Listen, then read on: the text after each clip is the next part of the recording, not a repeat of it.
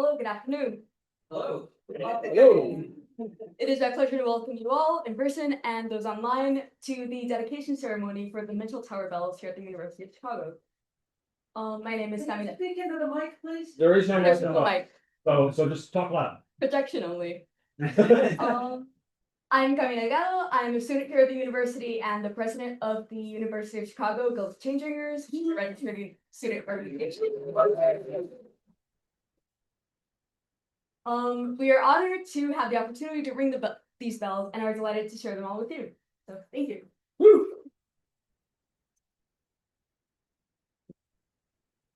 So I'm going to tell you a bit about history of changering at the University of Chicago. Even better, Bob Gruen is online on the Zoom call, and he knows this stuff better than I do. So I'm going to let him say some things. I might fill in a little bit, and we'll go back and forth. Bob, when you're ready, go ahead. Hi, sorry I can't be with you in person. The logistics from New York are a little difficult, but I am glad to be with you virtually. I probably don't know much more than anybody does about the really early days. It's all what you can read and find and research.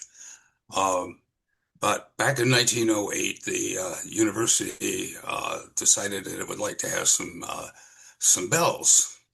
And they got bells and they dedicated them to Alice Freeman Palmer, who was the first dean of women. The enthusiasm for it was greatly increased by Alonzo Stagg, who was the football coach, because back at that time, football was very important at the University of Chicago. And he thought that having bells right across the street from Stagg Field in Mitchell Tower would be inspiring. And so they ordered the bells, and at the time they were expecting a chime rather than a ring of bells, but the foundry talked them into a ring with a minimal chime mechanism, and when they arrived to install the bells, they found this huge platform. I don't know, it's 14, 16 feet up from the ceiling of where you are in the ringing chamber. And they had to mount the bells up on top of that. And one of the results of that was that the bells tended to be difficult to ring, even when they first went in. Some change ringers from England came over to ring the bells, to teach others, they hoped, how to ring. But the neighbors took a lot of exception to it. And I think it was one New Year's Eve. They apparently got drunk and did a lot of ringing. And the neighbors tend to be bigwigs at the university, and they pretty much got shut down at that point. And so it wasn't until 1960s when some ringers came over from England. And Tom, do you want to break in at this point? I want to add a couple things. Yeah. Sure. Let me give it to you. Actually, in just a second. So a couple things. One of the bells here is dedicated to Arthur Nichols, and he did a bunch of things. He was a big bell enthusiast. About the time that the bells went in, he got wind that the university was going to get bells of some sort, but they weren't going to be change ringing bells. And Whitechapel convinced him, but also Arthur Nichols. He convinced some administrators here to go to Groton School to take a look at ringers there. And somehow he was very convincing and said, yeah, okay, change ringing it is. The response, you mentioned the response to the ringing, like the all night ringing. Somewhere there's letters, and I've misplaced them, of course, but they're a fun read. There's some colorful language, but one thing is the guy complains about the ringing all night, and then there's and they've stopped for a bit, and then this letter to the president here says, P.S. the devil's deputies are at it again. And, because you gotta understand, this changing wasn't known here, and it's not tuneful. We all know this, and they're loud. And they were especially loud because they were on this platform that Bob mentioned. They're right by the louvers. So there was not a great response to the ringing here, unfortunately. So, and they shut them down, like Bob said, and they didn't do anything. And I'm sure they were forgotten about until the 60s or so. And that's where Bob was, I broke in. So Bob, go ahead and tell us what was. Well, some scientists from from England came to an Argonne National Laboratory to work, and they heard the bells were there, and they came over and began ringing again. And they were not actually there much when I joined. One of the people who did join with him was a fellow grad student, Ken East. And Ken,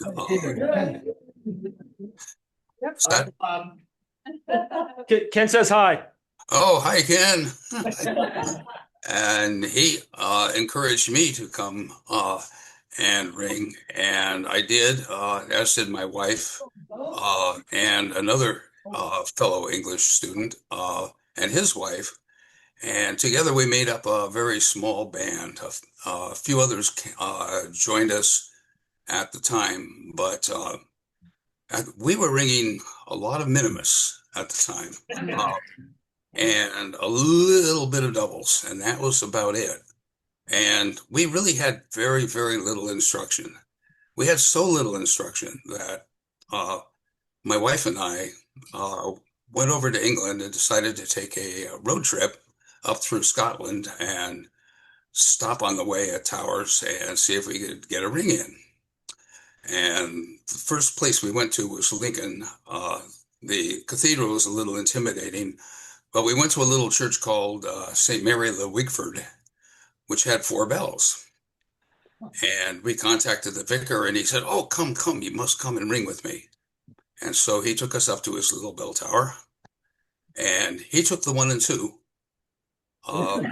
And we took the 3 and 4, and we rang the bells up, and we rang a little rounds. And then he said, "Do you know any methods?" And we said, "Well, yeah, plain minimus for sure." And so we started ringing, and it immediately went wrong. And he stopped, and we started ringing again, and it immediately went wrong. And he said, "Are you starting to make the changes at the first hand backstroke?" We said, "Yes, isn't that how it's done?" Nobody had told us that you ring rounds until the conductor says go. And so we came back with a lot of information for our tower about what was expected. And the band slowly grew there.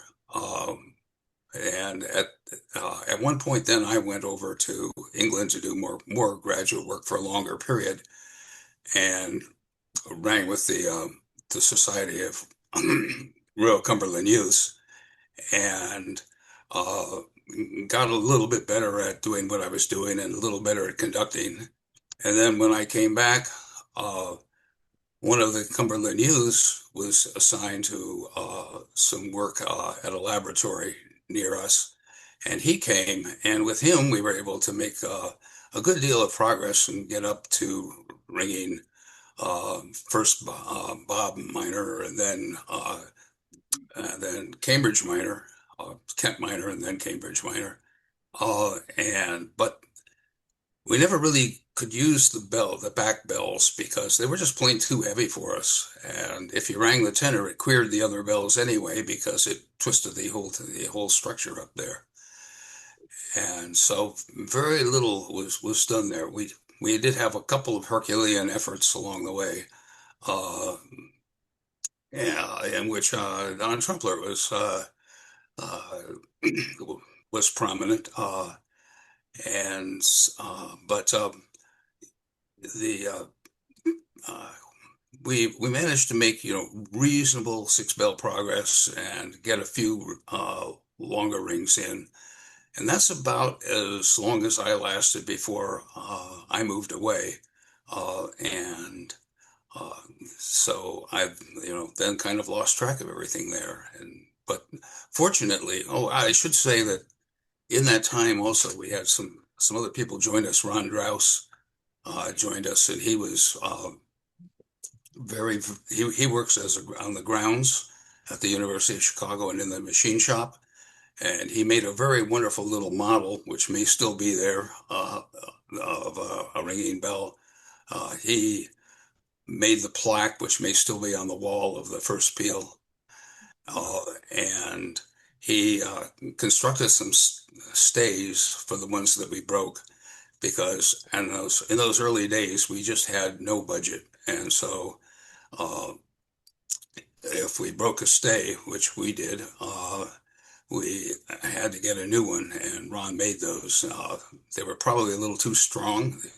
A stay is supposed to break, and his wouldn't have broken if we'd actually yanked it around too hard. And we also became pretty good at rope splicing because we had no new ropes, and at one time even tried polypropylene, which you can imagine how it is with that amount of stretch. But fortunately, we did finally get enough money together to get new ropes, and those probably are the same ones hanging until the new bells were hung. And Tom, we'll turn it over back to you. Yeah, great. So so I moved in the Chicago area mid '80s, and there were a few ringers here. Bob wasn't ringing much at that point, but Ken certainly was, and there were a few. And one or two had moved here right before I did, one or two right after I did, and all of a sudden we had really a pretty good band. One of the better bands in North America, I'd say. I know we were regularly ringing Surprise Major. And I think there were probably two other places in North America that could do that at the time. So we were feeling pretty good about ourselves. And then a couple people moved away, right? A couple people graduated. A couple people had kids. And we kind of, as these things go, they ebb and flow, and we kind of ebbed for a bit. And we've been kind of, well, and at some point there was no ringing at all, really. And I know Bob in 2000 ran an event for alumni, and he got some people to give it a try, and then we kind of got things going, but never a lot, and then it stopped totally for a while. And at some point I got a call or an email, I guess, from Michael Tartell, who was a student here at the time. He was a Carillon student, and there were several Carillon students, and they found out about the bells here. Michael has a really good story about their first visit to the tower here, and you should hear it. Maybe I might have him tell it at dinner. It's worth hearing. Yeah. What? So there were a few Carillon students that were taking lessons, and they came all the time, and they made some really good progress. And as is what happens with me, I thought, okay, we're kind of there, we're right, you kind of need a critical mass, right? And we were real close, and then some people stopped coming, and then some people graduated, and then we're kind of in this perpetual state of being kind of close, but never really having a critical mass. So I'm really happy to see you guys here as much as possible, So kind of that's where we're at today, as far as I can tell. And we get some other people to show up. And so that's kind of, Bob, is there anything else you would like to include about history here? Can't think of anything really monumental to add to what you just covered. Okay, all right, thank you. I'm really glad you're here, Bob. This helped us both, to have you here and for the information. a couple months ago, let's see, Donna McEwen is a ringer in Quebec. And she wanted to help us out in Chicago in any way she could from a distance. So she did some research online, found some English organizations in the Chicago area. And she sent me a list and said, okay, well, let's give it a shot. We'll send, I think it was maybe 6 organizations. And I sent out email and said what we're up to and love to have you be in contact. And I did hear one response from Georgia Abrams. And she is here today, and we are. She is here to, so there's connections. So she's with the organization called the Daughters of the British Empire, and there's connections with, this is a British activity we do. We don't have to be connected to England or to do this, and that's doesn't necessarily have to be what we do, but it's good to have connection, and several of us have made trips to England, as Bob mentioned, I've made trips. And to have an instant connection with people that share this activity has been a great benefit to me and others. So I'd ask Georgia to come up and present the certificate, and I'd like Ken to come up, please.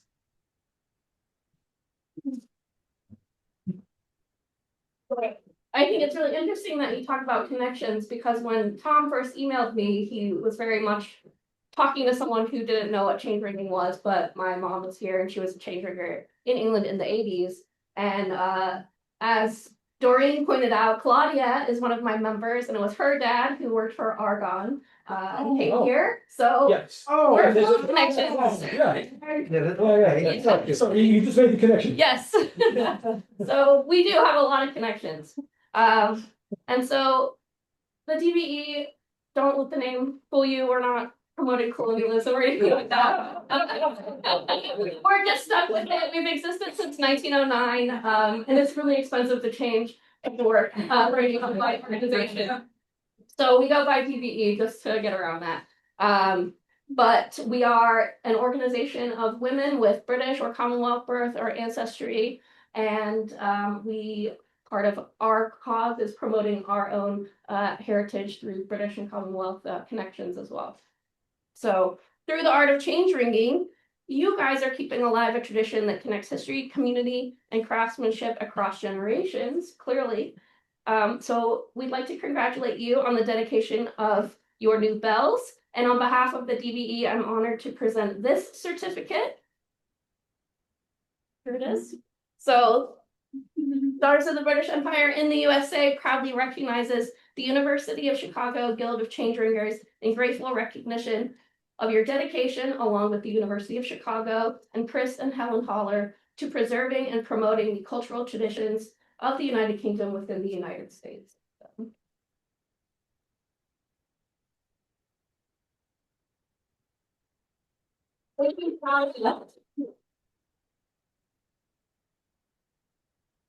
Okay, we get to hear the bells and introduce the bells. Shay, are you online? Okay, so I will introduce this. Sorry. Says Chris Haller. Oh, Chris, I am so sorry. Thank you. I jumped the gun. Thank you. Good thing. Well, thank you all.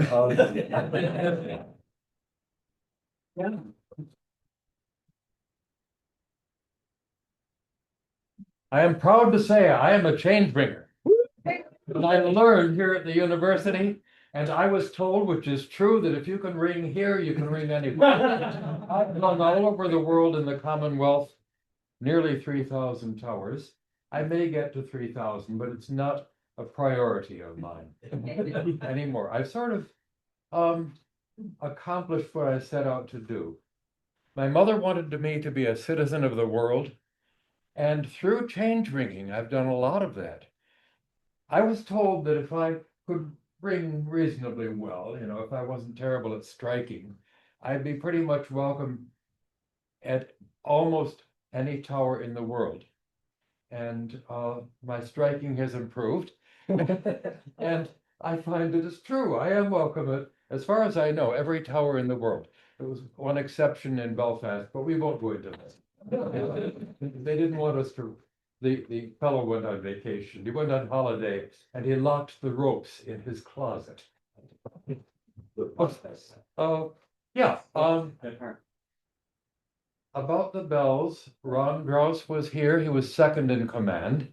Bob Gruen was the tower, was the chief in charge.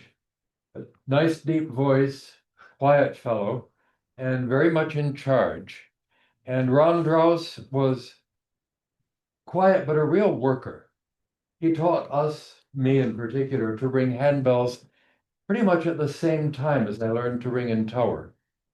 I was here for, what, about a year and a half, Helen? Yeah. And then called back to Ithaca because Helen had a postdoc there. And the next place I went was Boston. First tower that I had rung, first towers for the AGM there that I had rung in besides Chicago.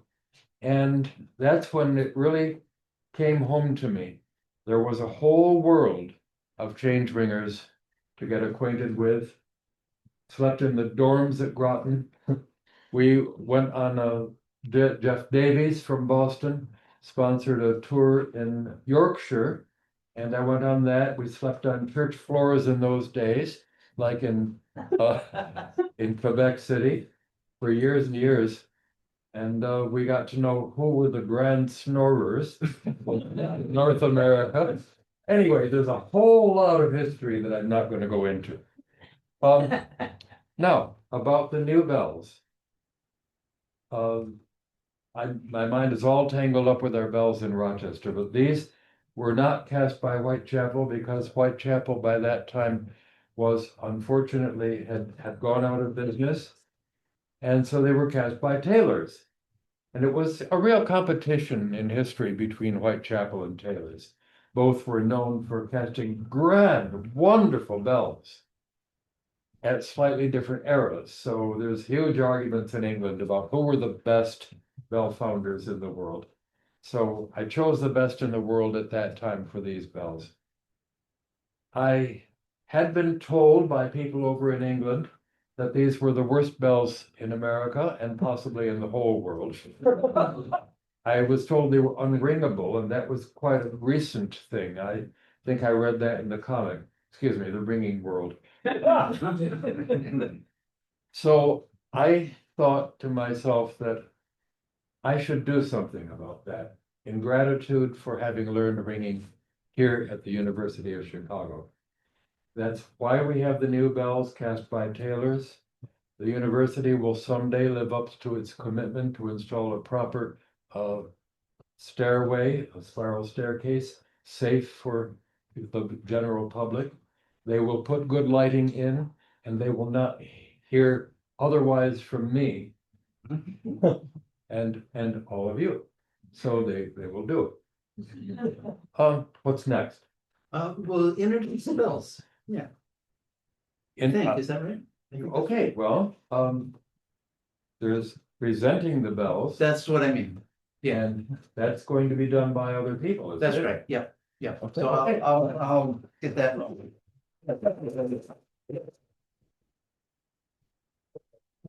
Okay, sorry, now we introduce.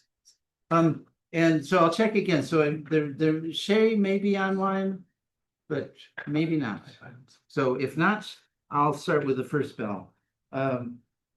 Here we go. So Georgiana Rose Simpson was a, philologist.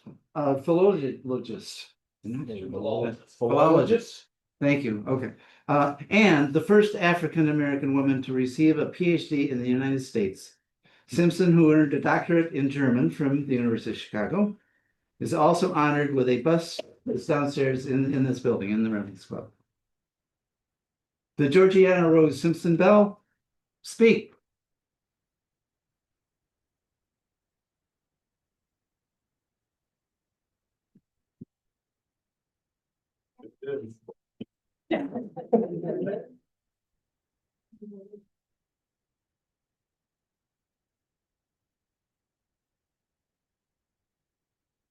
Bell 2, the Jane Addams Bell.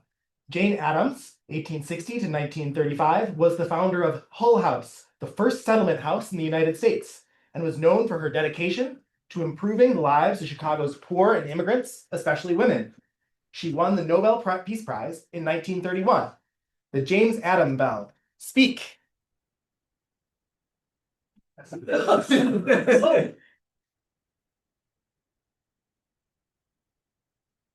There it goes. All right.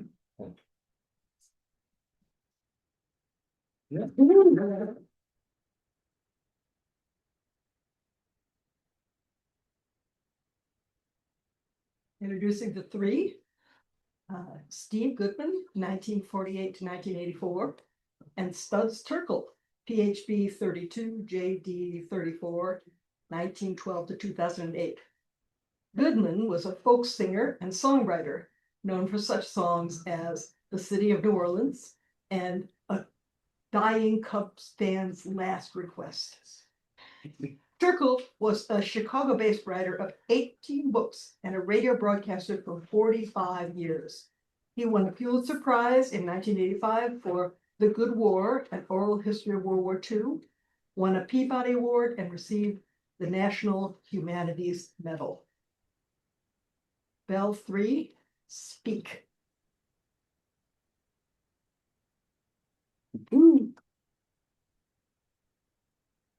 I should say for our friends online, Zoom tends to be really good at filtering out bell sounds. So I don't know if you're hearing this, but they are ringing. I'll show you. They're probably there.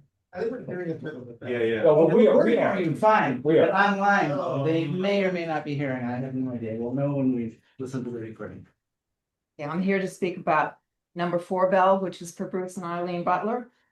For those of you who've been ringing for a long time, know how much that Bruce and Eileen were part of the North American Guild for a long time. Bruce was still president of the Guild when he passed away in January of 22.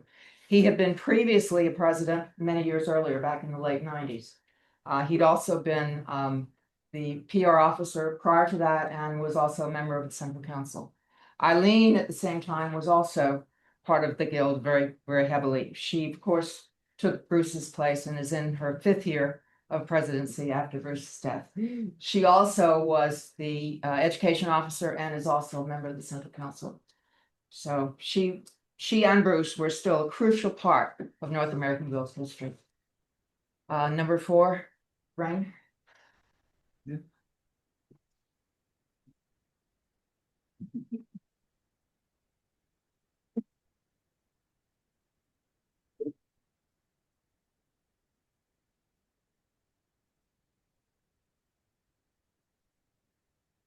Carl Sandburg was an American poet, biographer, journalist, and editor. He won 3 Pulitzer Prizes, 2 for his poetry and 1 for his biography of Abraham Lincoln. Bell number 5, speak.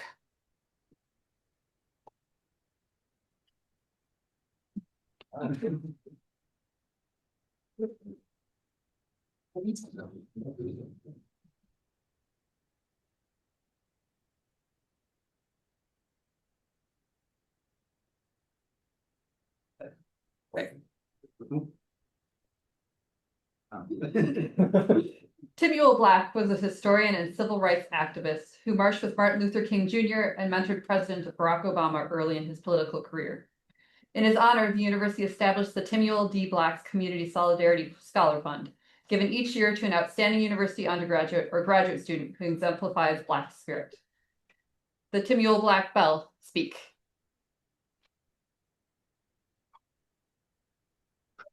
Tread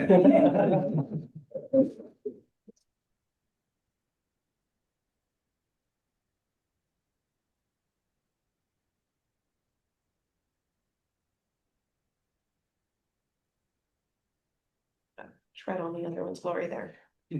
All right. Barack Obama was the 44th president of the United States. Prior to his presidency, he was a U.S. Senator, an Illinois state senator, and a senior lecturer at the University of Chicago Law School.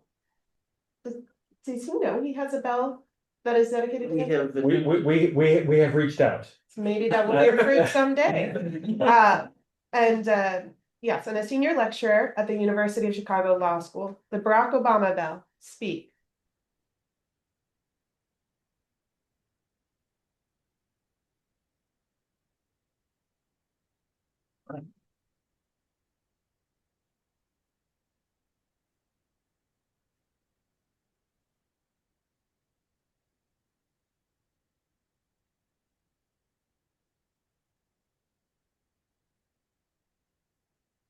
Bell number 8, named for William Rainey Harper, who was the founding president of the University of Chicago. A noted Hebrew scholar, he established much of the university as we know it today. The William Rainey Harper Bell, speak.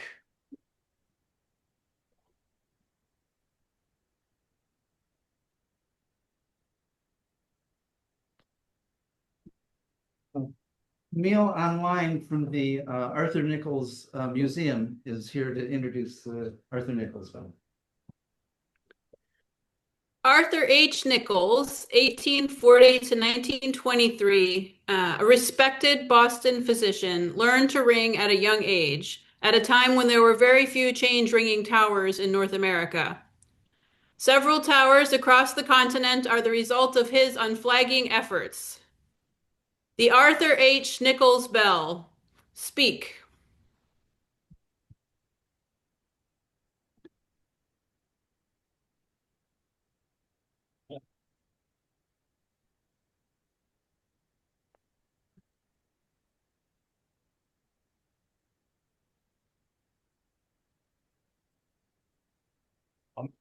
I'll be introducing the tenor bell.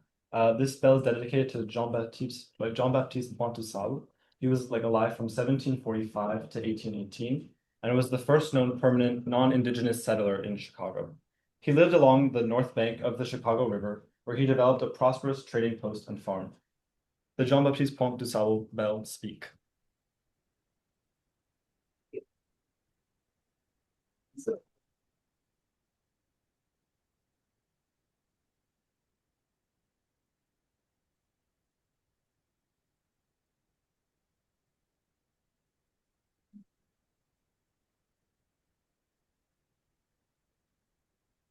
In summary, we had the option of naming 10 bells, and we cast our net in the directions, as is probably obvious, of Chicago from its beginnings to its current culture. That's where Steve Goodman and Studs Terkel come in. When we were living here, they were big. To the university and to ringing, and the intersection of these various parts of human activity and endeavor. We speak for unity. We speak for peace in the whole world. I call upon all of the bells to speak.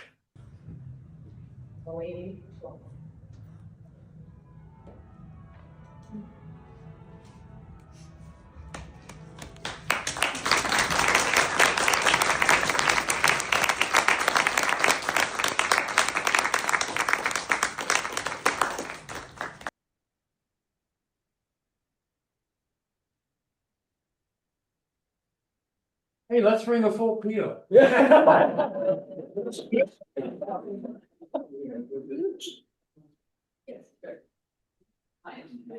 Hello. And as final message, thank you all for coming and for being here. And we're going to try the dedication peal.